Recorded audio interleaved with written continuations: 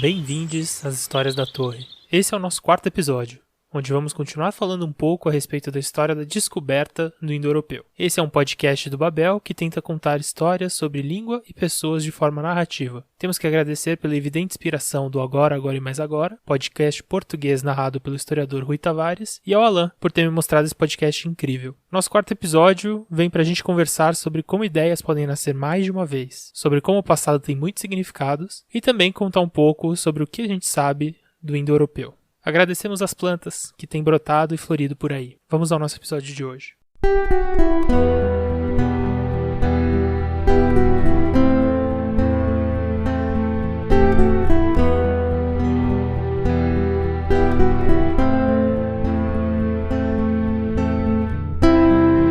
Tirando os últimos anos, durante o curto período em que eu estive vivo, sempre foi uma coisa meio dada que quando a gente olha para o futuro, a gente está olhando para um período que vai ser melhor do que o presente e muito melhor do que o passado. Existiu ao longo da minha infância e adolescência, ali entre os anos 90 e 00, um tipo de otimismo pairando no ar, uma crença no futuro melhor como uma coisa dada, algo que ia acontecer. Não se trata de falar agora como as coisas pioraram, apesar de elas terem piorado, evidentemente, mas muito mais de falar sobre como a visão sobre o futuro mudou. Ainda que eu continue acreditando que o futuro vai ser melhor de alguma forma, mesmo que essa melhora não esteja nem um pouco dada e sim aberta à disputa. O modo como a gente lida com o futuro está intimamente relacionado ao modo como lidamos com o passado. Parte de achar que o mundo vai ser melhor é entender como o mundo não era tão bom, como ele está melhorando e como essa tendência deve continuar. Parte de achar que o futuro não tem esperança passa por nos vermos condenados a repetir os erros do passado. Passa por ver o presente como algo de impotência. Ou então ver o passado como um momento grandioso, muito melhor do que os dias de hoje. Ver o mundo de hoje como uma coisa que saiu do rumo. Essa ideia é bem frutífera até pra gente pensar em como caracterizar o reacionarismo versus o progressismo. O reacionário acredita num passado melhor e num presente degringolado. O progressista vê a seta apontando para melhora. Mas acho que dá para dizer que a ideia de que o futuro vai ser melhor é relativamente disseminada nos dias de hoje e, em certas perspectivas, essa seta é unânime. Quem acha que a tecnologia de 20 anos atrás era melhor do que hoje? Mas será que sempre foi assim? Eu quero pensar em um exemplo alegórico, tá? Uma pessoa que nasce no interior da Itália, por exemplo. Uma pequena cidade que ainda nos dias de hoje tem estradas romanas, um aqueduto, quem sabe, algumas tantas construções posteriores, sei lá, medievais ou renascentistas. Essa pessoa olha para a cidade de hoje, com essas coisas super antigas, olha para alguma construção que existe do pós-guerra, um posto de correios ou alguma coisa assim, uma construção dos anos 50 ou 60 que já tá meio decadente, e pensa, há 2000 anos isso daqui era parte de um império que varreu o Mediterrâneo. As construções desse império continuam de pé, mas hoje o centro do mundo tá muito longe daqui. Que presente merda para um passado tão grande. Como essa pessoa concebe a relação entre passado, presente e futuro? Aqui em São Paulo, eu costumo pensar no nosso passado de cidade, de como aqui nosso passado é curto. A cidade mesmo nem era grandes coisas até o fim do século XIX. Nossos registros acabam há 460 anos, mais ou menos, quando aqui era uma região ocupada por pessoas que acabaram deixando pouco ou nenhum registro, ou mesmo pessoas cujo registro foi criminosamente apagado.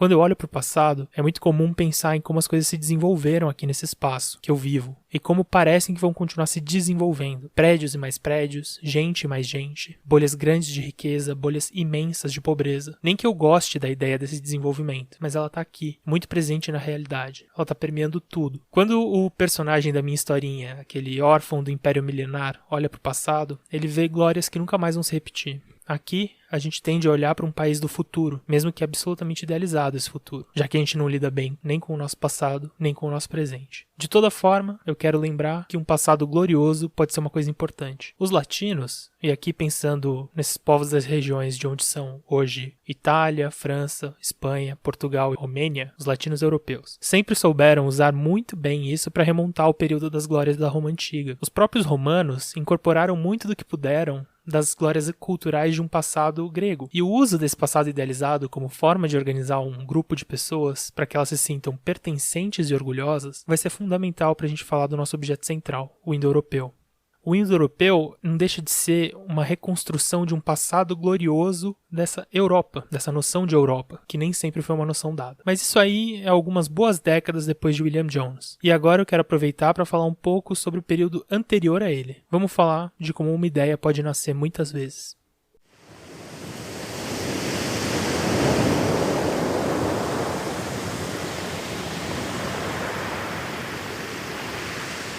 Quando falamos do indo-europeu e da disciplina da linguística comparativa, Essa forma de ficar comparando sistematicamente estruturas de línguas diferentes para encontrar padrões, normalmente a gente tem como pai a figura de William Jones. Pai aqui está entre aspas. Mas eu acho tranquilo de dizer, na versão mais simples da história sobre o indo-europeu, que esse nosso personagem é considerado, sim, um descobridor do indo-europeu, ou a primeira pessoa a defender que essas várias línguas possuem um ancestral comum e que chega a essa constatação a partir da análise sistemática da gramática dessas línguas. O discurso de William Jones de 1786 é esse registro oficial e inicial da ideia para muita gente. É curioso notar, no entanto, que mesmo o próprio termo indo-europeu para designar essa cultura, essa ideia, existência, língua ancestral, esse conjunto de línguas, é algo posterior ao William Jones. Ele mesmo falava apenas de quais línguas eram aparentadas e levantou a hipótese de que elas teriam esse ancestral comum. Além disso, seus trabalhos posteriores se dedicaram a aprofundar a comparação entre os diversos idiomas, mas não para trabalhar muito o que seria esse ancestral. O termo indo-europeu propriamente dito é cunhado por outro inglês, chamado Thomas Young, em 1813, 27 anos depois da palestra de William Jones. A aceitação do termo de forma ampla pela comunidade acadêmica é algo que leva mais tempo ainda.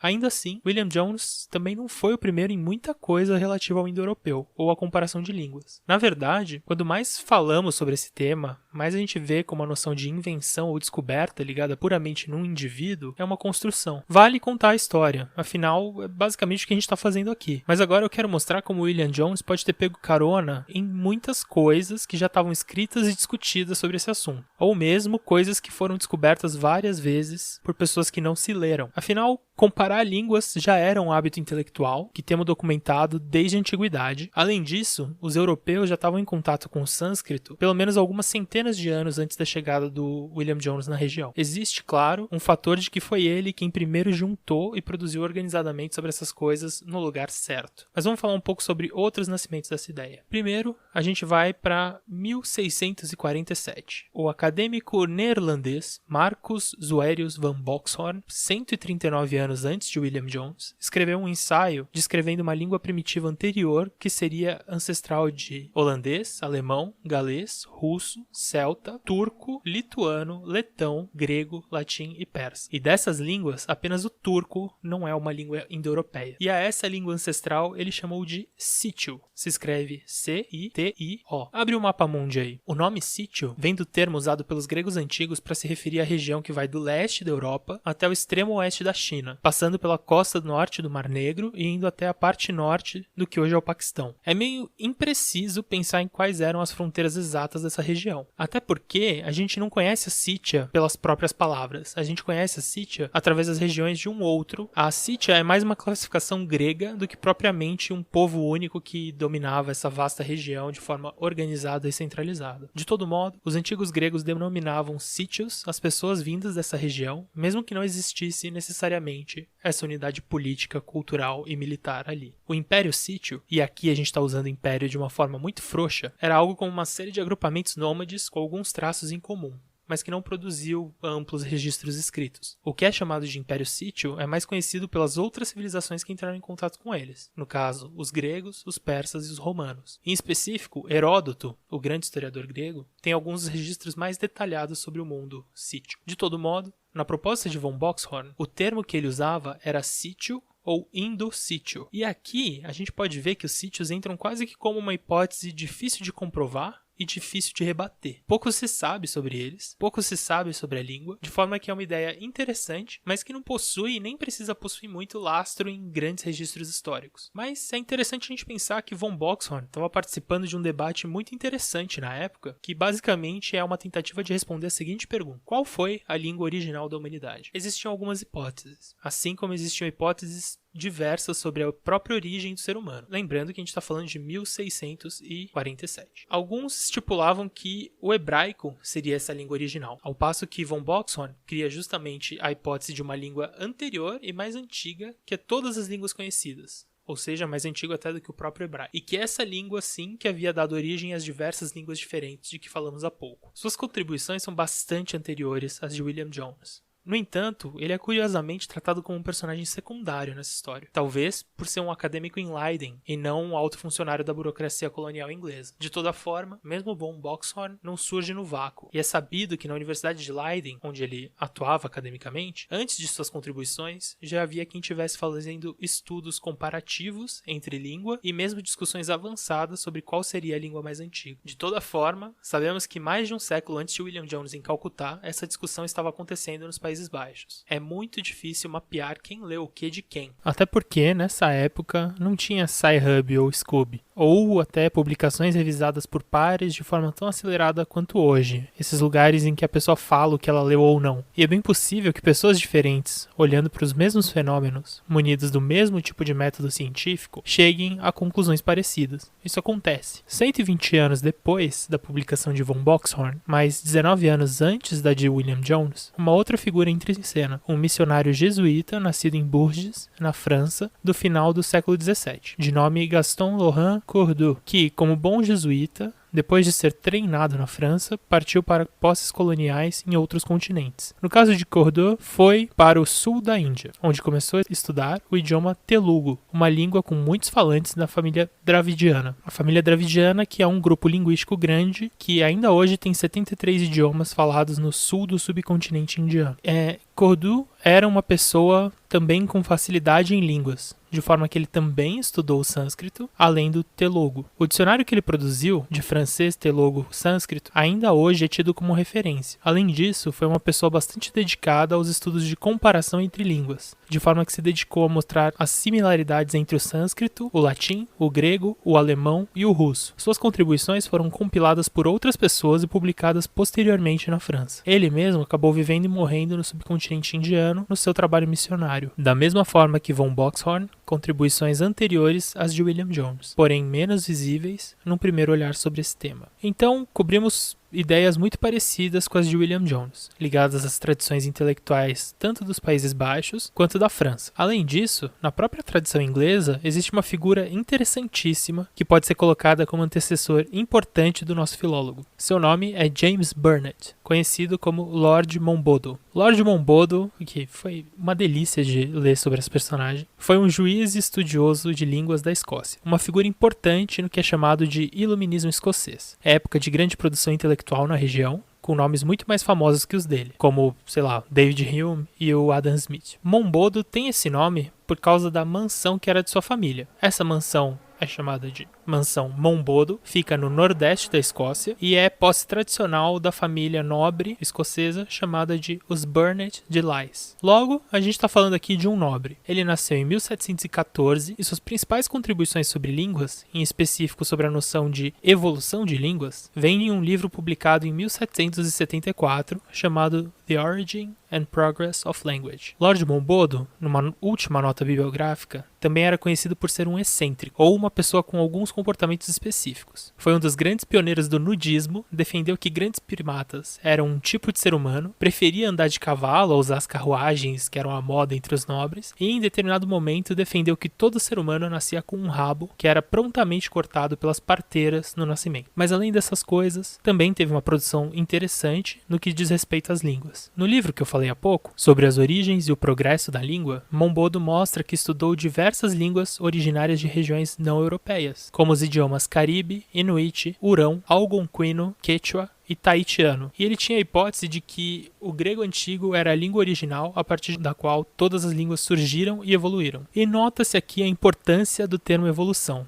É muito comum a gente ver o termo evolução sendo usado de forma irresponsável. Mas aqui, Lord Monboddo estava preocupado em estudar adaptação e progresso, o que ele chamou de evolução. Isso fica especialmente interessante quando a gente olha para sua biografia e vemos que ele teve um leitor célebre. E aqui é leitor comprovado, que deixou registrado que leu e que por um acaso tinha um sobrenome muito famoso. Seu nome era Erasmus Darwin, o avô de um tal de Charles Darwin, que ia falar de evolução e seleção natural dali uns 85 anos. É sabido que os trabalhos de Monboddo Mombodo influenciaram de alguma forma William Jones. Existem correspondências entre os dois que mostram que ambos estavam sim em diálogo, apesar de que nem todas as cartas entre os dois foram preservadas. As correspondências que eu encontrei datam do período entre a publicação de Lord Mombodo e o discurso de Jones, então podemos imaginar que a influência tenha vindo mais do juiz escocês para o juiz inglês do que o caminho oposto. A última elaboração anterior a de William Jones, que a gente vai falar aqui, vem de um personagem muito impactante também, que não pode ser deixado de lado. Se no nosso primeiro episódio eu pude fazer um name dropping do Isaac Newton,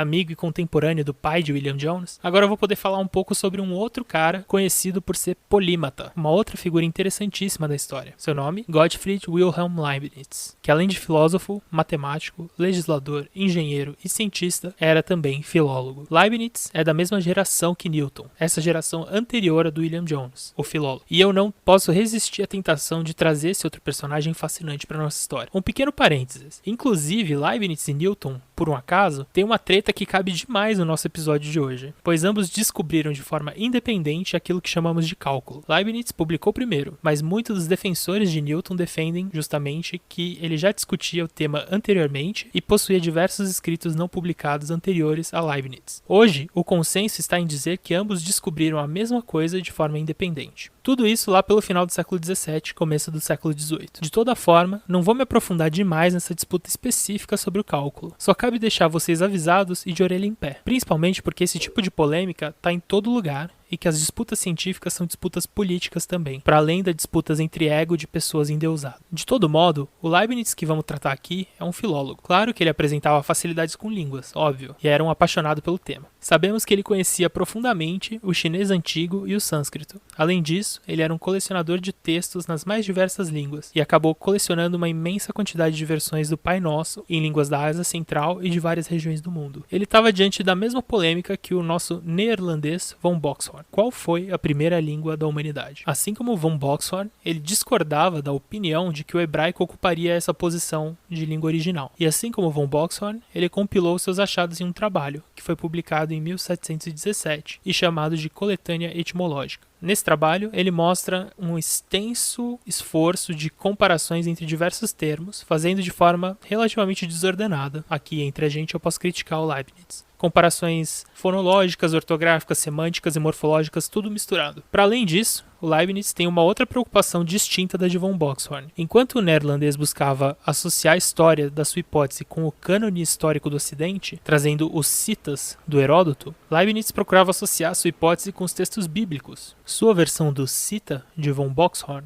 era chamada de jafetita, a língua dos descendentes de Jafé, um dos filhos de Noé. Aqui cabe uma breve história bíblica. A Bíblia diz que Noé tinha 3 filhos, Jafé, Sem e Cam. Cada um deles partiu, depois do dilúvio, para uma região. Aqui eu estou sendo bem incompetente em fazer um resumo bíblico. Existem diversas leituras e interpretações aqui, e eu não tenho competência para avaliar os detalhes. Fiquemos com uma versão simplificada. Jafé seria o patriarca dos, com muitas aspas, povos europeus. Sem seria o patriarca dos povos semitas. O próprio nome semita significa algo como linhagem de Sem, e nesse caso o nome bíblico pegou. A gente fala inclusive hoje na linguística de línguas semíticas. Cam, por outro lado, daria origem aos povos africanos. E aí vou colocar a nota da nota da nota, né? Porque Cam teve um filho, Canaã, e aqui uma leitura particularmente triste e escrota de um episódio chamado A Maldição de Canaã, tá a raiz teológica que a Igreja Católica utilizou para justificar a escravidão negra. Bom, voltando para a linguística, a hipótese de Leibniz é que existia essa língua jafetita anterior às diversas línguas europeias. Então aqui eu espero ter puxado várias pontas do novelo de onde a gente estava puxando a ponta específica da história do William Jones. Uma hipótese neerlandesa, uma francesa, uma germânica e uma escocesa. Acabando a nossa tour pelos muitos nascimentos dessa ideia, eu quero voltar para o começo do nosso episódio. Lembram quando a gente falou sobre passado, presente e futuro? A luta pela descoberta da língua-mãe de todas as línguas é uma disputa sobre o passado. Fazer a grande descoberta, ter os cientistas que fizeram a grande descoberta, é uma luta do presente. E defender que a sua língua é a descendente mais evoluída de uma família gloriosa é uma disputa sobre o futuro também. Lembram quando eu disse agora há pouco, ao olhar para o debate entre Newton e Leibniz, que a ciência também também é disputa política, é absolutamente interessante notar que a ciência que fala do passado é também palco das disputas políticas. Vimos aqui escolas neerlandesas, germânicas, francesas e britânicas se debatendo para ver quem teve primeiro a ideia da língua-mãe que desenhava um passado glorioso. Seja um passado mais próximo da história da Bíblia, seja um passado que ligava o idioma moderno a um mundo vasto e um caldo espesso de história.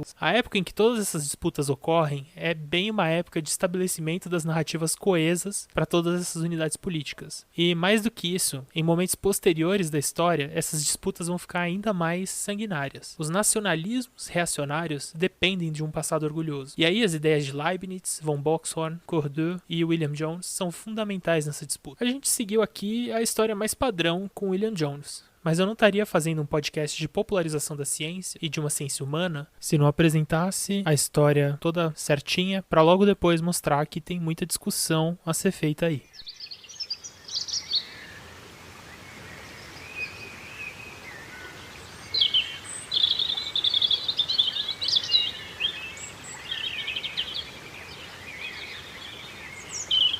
Agora que já exploramos as diversas vertentes dessa ideia mais ou menos na época da descoberta do indo-europeu, e eu espero que eu não precise dizer que descoberta aqui é um termo entre aspas, vamos pegar a definição de William Jones e tocar o nosso carro adiante na história. O discurso de William Jones, em 1786, é o pontapé. Em 1813, eu já mencionei aqui o primeiro uso do termo indo-europeu por Thomas Young. E agora vamos seguir um pouco adiante. E antes de falar dos grandes pensadores do indo-europeu no século XIX, eu quero falar de 3 personagens. Apesar de toda a disputa acerca de quem teve a ideia original sobre o indo-europeu, a partir daqui, as divisões entre nacionalidades não vão importar tanto. Temos diversas contribuições na construção dos estudos do indo-europeu vindo de diversas regiões dentro da Europa. Começando por Rask. Em 1816, o filósofo dinamarquês Rasmus Rask, ou Rasmus Rask, eu vou falar em Rasmus, que acho que a gente está num podcast em português, dá algumas contribuições centrais para o início dos estudos sobre o indo-europeu. Ele era falante nativo de dinamarquês, especialista em islandês, que estudou sami, sueco,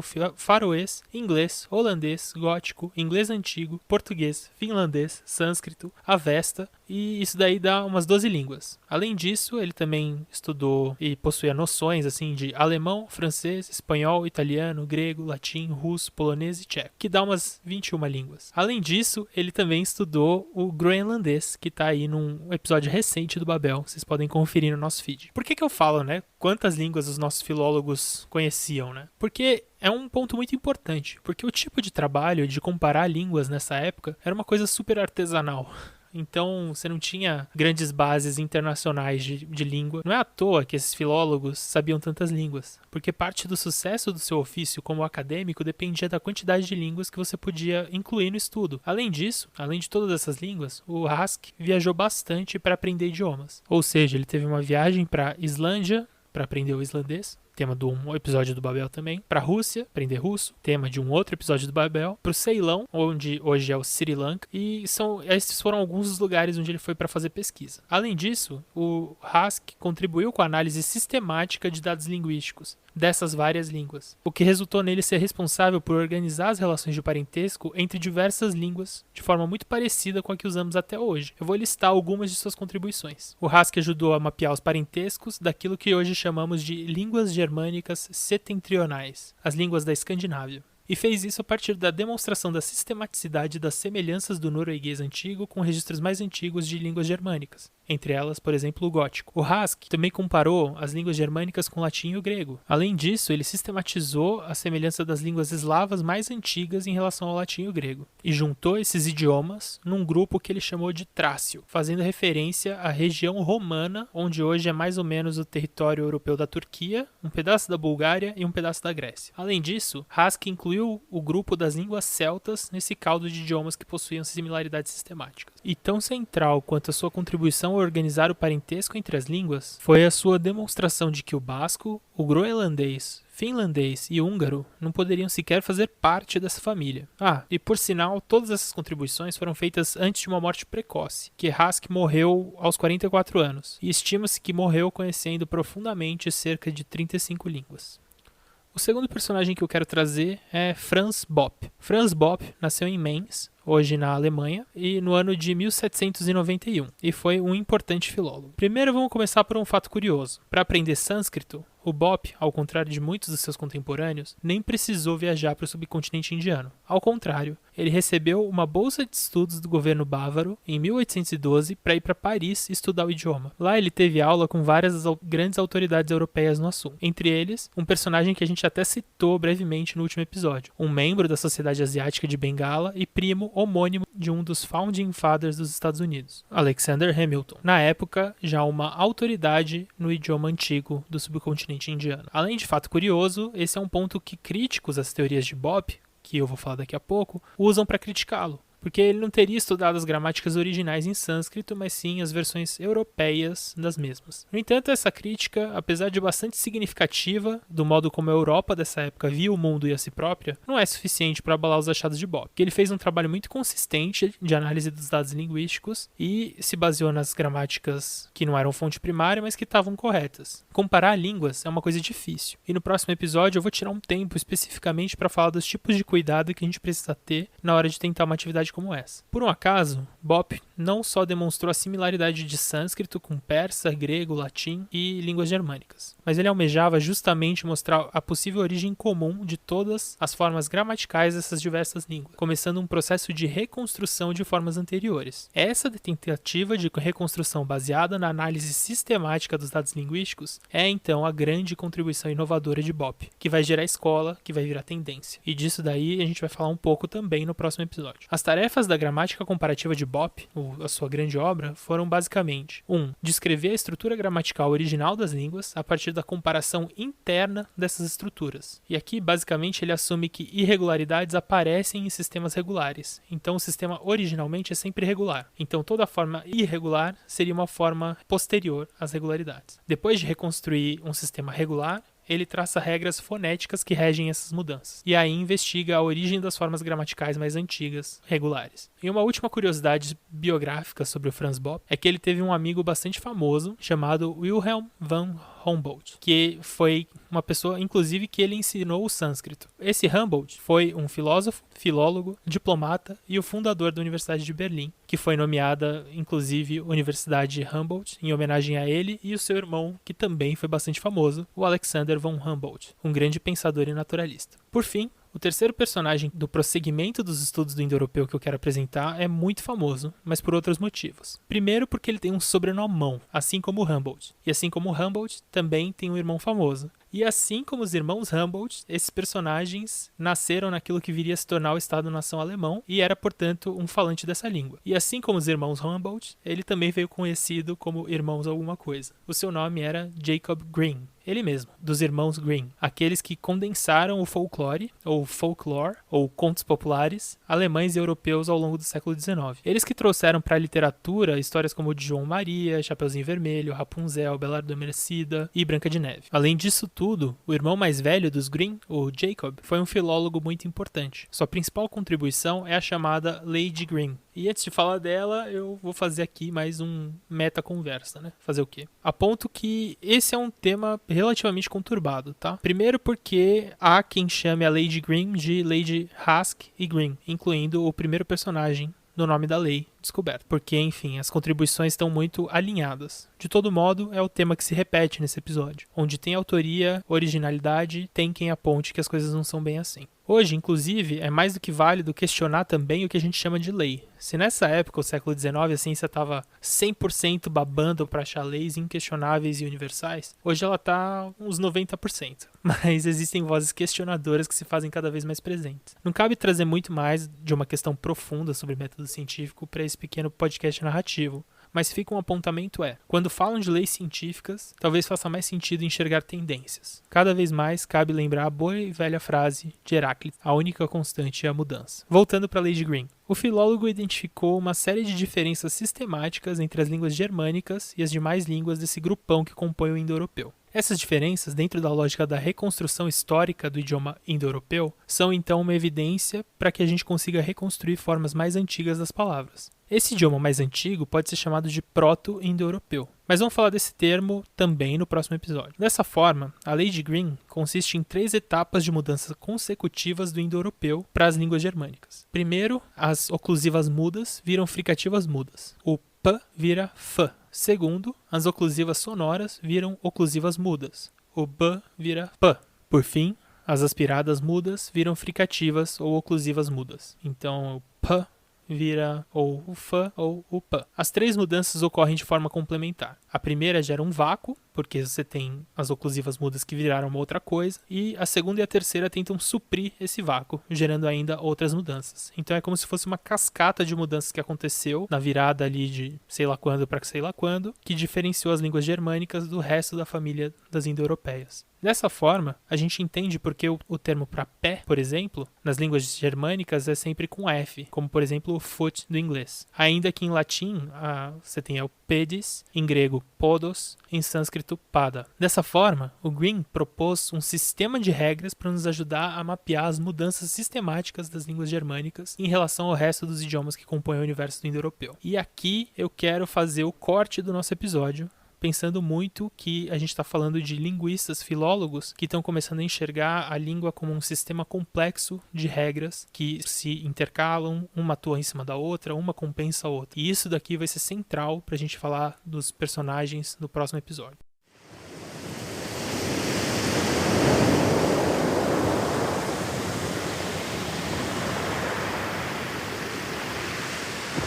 Esse foi o nosso 4º episódio do Histórias da Torre. No nosso próximo e último episódio desse primeiro arco, vamos para o fim do século XIX para falar de um pessoal chamado de neogramáticos. A gente vai falar de uma virada muito esquisita que a ideia do indo-europeu deu com o nacionalismo germânico e também a ideia do passado heróico junto com o nacionalismo. Além disso, eu vou responder algumas perguntas que podem estar aí na cabeça de vocês para a gente encerrar de uma forma mais expositiva.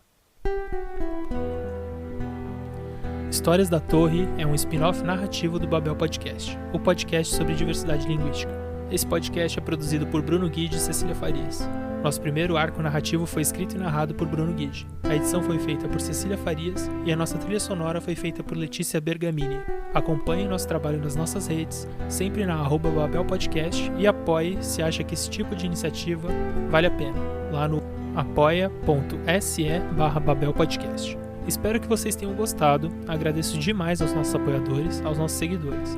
Deem uma força pro Babel nas redes sociais, sempre com a @ do Babel Podcast. Deem uma força pra podosfera antifascista, resistam, fiquem em casa, na medida do possível, e se cuidem. Até a próxima.